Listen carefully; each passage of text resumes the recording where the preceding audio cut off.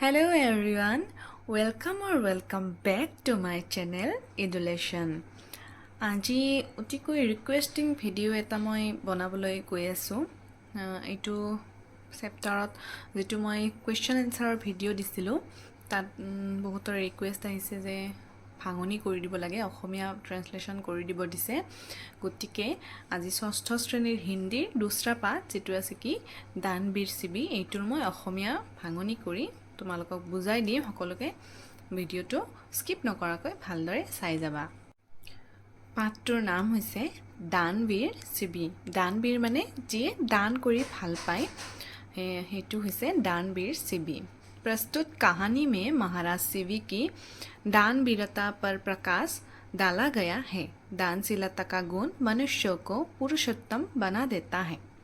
এতিয়া গোটেই চেপ্টাৰটো মই অসমীয়াখিনি কৈ দিম। যেটো কাহিনী হেতু কাহিনীটো মই মানে অসমীয়াত কৈ দিম চাবা। पुराने ज़माने की बात है, पुरानी दिनर कथा। शिबी नामक एक बहुत धार्मिक राजा थे। शिबी नाমৰ এজন বহুত ধৰ্মৰ ধাৰ্মিক ৰজা আছিল, যিয়ে ধৰ্ম কৰি ভাল পায়, ধাৰ্মিক ৰজা আছিল। वे बहुत दानी भी थे। दानी মানে যিয়ে দান কৰি ভাল পায়, নিজৰ যি থাকে সেইবিলাক আনক দি ভাল পায়, দান কৰি ভাল পায়। वे बहुत दानी भी थे। তেওঁ বহুত দানীও আছিল। उनकी दानशीलता की ख्याति चारों ओर फैल गई थी। মানে তেওঁ যে দান কৰি ভাল পাইছিল, সেই দয়াবান যেটো তেওঁৰ ৰূপ হেতু সকলো ফালে বিয়পি পৰিছিল। स्वर्ग के देवता भी उनकी दानशीलता की प्रशंसा करते थे। মানে হৰগৰ, স্वर्ग মানে হৰগৰ, নৰক আৰু হৰক, আমি মৃত্যুৰ পিছত নৰক পাওঁ। যিয়ে বেয়া কাম কোৱা হয়, যিয়ে বেয়া কাম কৰে, পাপ কৰে, সিয়ে নৰকত যায়, আৰু ভাল কাম কৰিলে হৰগত স্থান পোৱা হয়। গতিকে সেই স্বৰ্গত থকা দেৱতাসকলেও ৰজাৰ দানশীলতাৰ মানে যি দান কৰিছিল তাৰ প্ৰশংসা কৰিছিল। एक बार देवताओं के राजा इंद्र ने अग्निदेव को साथ लेकर राजा शिवी की परीक्षा लेनी चाही। এবাৰ দেৱতা ইন্দ্ৰ মানে বৰষুণৰ দেৱতা বুলি কোৱা হয়। দেৱতাও কি ৰাজা মানে দেৱতাসকলৰ ৰজা ইন্দ্ৰই অগ্নিদেৱক সাথ লেকাৰ, অগ্নিদেৱ মানে জুইৰ যি দেৱতা, অগ্নিদেৱক লগত লৈ ৰাজা শিবি কি পৰীক্ষা লেনি চাহি, মানে ইন্দ্ৰ দেৱতাই অগ্নিদেৱৰ লগ হৈ ৰাজা শিবিৰ এটা পৰীক্ষা ল'ম বুলি ভাবিলে। अग्नि ने कबूतर का रूप धारण किया और इंद्र ने बाज का। মানে অগ্নি দেৱতাই কবুতৰ মানে পাৰ চৰাইৰ ৰূপ ধাৰণ কৰিলে, আৰু ইন্দ্ৰ দেৱতাই বাজ নামৰ চৰাইৰ ৰূপ ধাৰণ কৰিলে। कबूतर ने अपने प्राणों को बचाने के लिए उड़ना शुरू किया और बाज ने भी कबूतर को पकड़ने के लिए पीछे पीछे भागना आरम्भ किया। মানে পাৰ চৰাইটোৱে নিজৰ প্ৰাণ ৰক্ষাৰ কাৰণে উৰিবলৈ আৰম্ভ কৰিলে। চুৰুকিয়া মানে আৰম্ভ কৰিলে।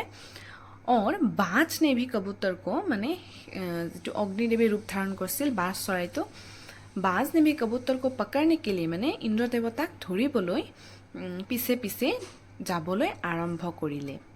তাৰপিছত চাবা, राजा शिवी राज दरबार में बैठे हुए थे। राजा शिवी जे আছিল, শিবিয়ে মানে নিজৰ ৰাজ দৰবাৰত ৰাজসভাত বহি আছিল। कबूतर उड़ते उड़ते राज दरबार में पहुंचा और महाराज से प्रार्थना की कि वे उसके प्राणों को बचाए।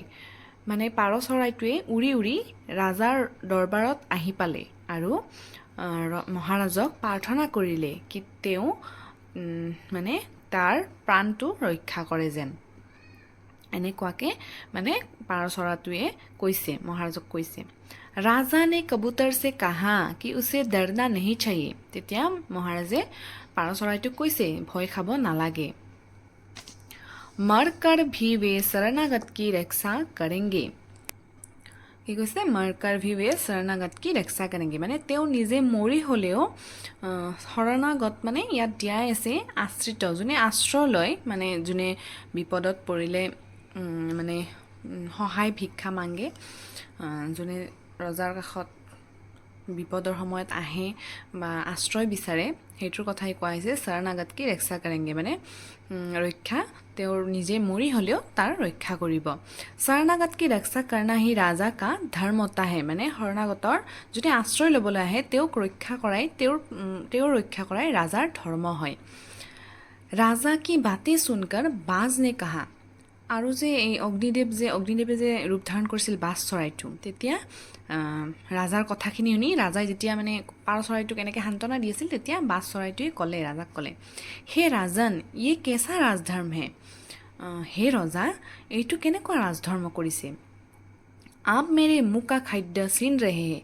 আপুনি মোৰ মুখৰ খাদ্য লৈ যাই আছে यदि आप मेरा खाद्य वापस नहीं करेंगे तो मैं খাই বিনা মৰ যাওঁগা কৈছে যে আপুনি যদি মোৰ খাদ্য মোক উভতাই নিদিয়ে वापस মানে উভতাই নিদিয়ে তেনেহ'লে মই বিনা খাই মানে নোখোৱাকৈ মই মৰি যাম এনেকৈ কৈছে মহাৰাজ असमंजस में पड़ गया এতিয়া ৰজাই মানে বিপদত পৰি গ'ল কি কৰোঁ কি নকৰোঁ असमंजस মানে ভাবি নোপোৱা কি কৰোঁ কি নকৰোঁ এনেকুৱাকৈ মানে বিপদত পৰি গ'ল কিয়কি শৰণাগত কি ৰক্ষা কৰনা ৰাজধৰ্ম থা কাৰণ বিপদত পৰা মানুহক ৰক্ষা কৰা ৰাজাৰ ৰাজধৰ্ম इसलिए वे कबूतर को लौटा नहीं सकते थे সেইকাৰণে ৰাজাই পাৰ চৰাইটোক উভতাই দিব নোৱাৰে কাৰণ ৰাজাৰ এইটো ধৰ্মই নহয় উধাৰ বাজ কো ভি খাদ্যস্ত্ৰ দেনা থা কিন্তু এইফালে বাজ চৰাইটোকো খাদ্য দিবলৈ আছে अतः सीबी ने कहा कि कबूतर को छोड़कर वो जो खाना चाहता है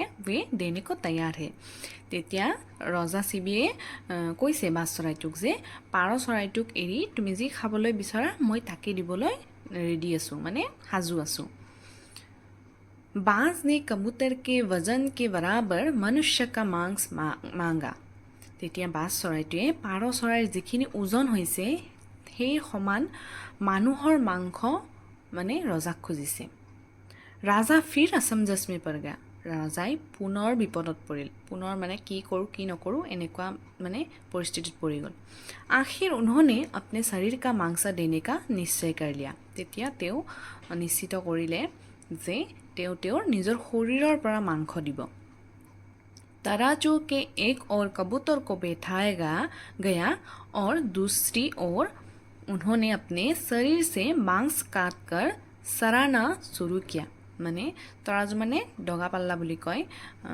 তাৰে এফালত পাৰ চৰাইটোক বহুৱাই দিছে আৰু নেক্সট পাল্লাখনত তেওঁ अपने शरीर से मांस काट कर মানে তেওঁ নিজে নিজৰ শৰীৰৰ পৰা মাংস কাটি নেক্সট পাল্লাখনত দি দিছে जितना ही मांस देते थे कबूतर के समान वजन नहीं होता था তেওঁ যিমানেই নিজৰ শৰীৰৰ পৰা মাংস দি আছিল কোনোপধ্যে কিন্তু সেই পাৰ চৰাইটোৰ সমান কিন্তু ওজন হোৱা নাছিল अंत में राजा सीबी स्वयं ही तराजू के एक और बैठ गया উপায় নাপায় লাষ্টত ৰাজাই কি কৰিলে নিজেই মানে ডগা পাল্লাখনত শৰীৰৰ পৰা মাংস কটা বাদ দি নিজেই ডগা পাল্লাৰ এটা ফালত বহি গ'ল এফালে আছে পাৰ চৰাইটো আৰু এফালে তেওঁ ৰজাই নিজে বহি গ'ল अपने प्राण देकर भी उन्होंने कबूतर को बचाने में जरा भी संकोच नहीं किया মানে তেওঁ নিজৰ প্ৰাণটো দিও পাৰ চৰাইটোক মানে বচাবলৈ অলপো মানে সংকোচ কৰা নাই কুণ্ঠাবোধ কৰা নাই যে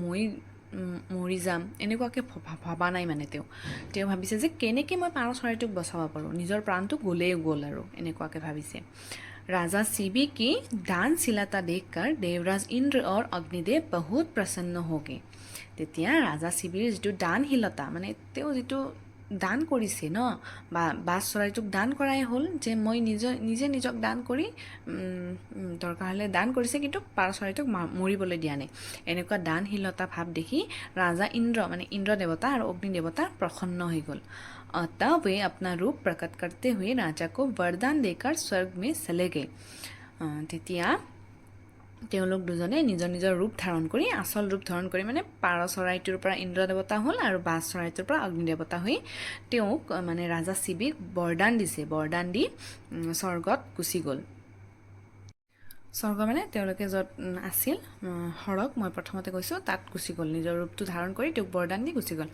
আজ ভি মহাৰাজ শিৱী কা নাম শ্ৰদ্ধাপূৰ্বক লিয়া যাতা হে মানে আজিও মহাৰাজ শিৱীৰ নাম শ্ৰদ্ধা সহকাৰে লোৱা হয় তেওঁৰ এই মহানশীলতাৰ বাবে গতিকে এইখিনি আছিল দানবীৰ শিৱী পাঠটোৰ গোটেই অসমীয়া ভাঙনিখিনি এইটো ভিডিঅ'টোৰ কাৰণে বহুতে মোক কৈ আছিল যে অসমীয়া ভাঙনি কৰি দিব লাগে গতিকে দিছোঁ নেক্সট ভিডিঅ'বোৰত মই বাকী লেচনবিলাকো এনেদৰে বুজাই দিবলৈ চেষ্টা কৰিম আজিৰ ভিডিঅ'টো এইখিনি আছিল যদি ভিডিঅ'টো ভাল পালে তেনেহ'লে কমেণ্টত জনাব আজিলৈ বাই বাই